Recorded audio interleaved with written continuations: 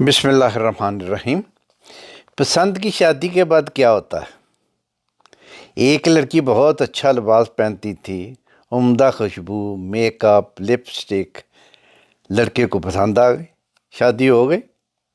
شادی کے بعد بیوی نے ایسے کپڑے، خوشبو اور میک اپ جب مانگا تو ہوش ٹکانے آ گئے کہ یہ سب کچھ فری میں تو نہیں۔ شادی، نبی اکرم صلی اللہ علیہ وسلم نے فرمایا کہ شادی کے لیے دین دیکھو، اخلاق دیکھو اور رشتہ کر دو۔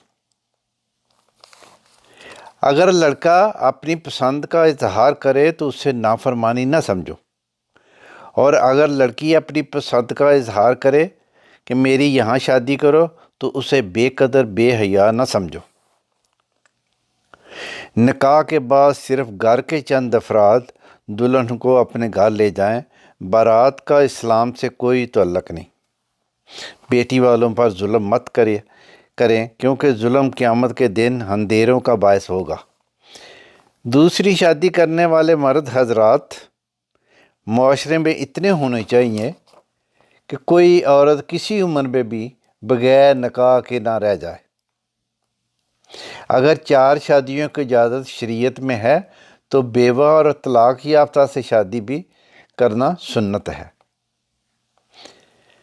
طلاق یافتہ لڑکی سے بھی شادی کرو کیونکہ وہ حالات کو دیکھ کر نرم اور فرما بردار ہو چکی ہوتی ہے اور ہر طرح سے زیادہ خوش بھی رکھ سکتی ہے۔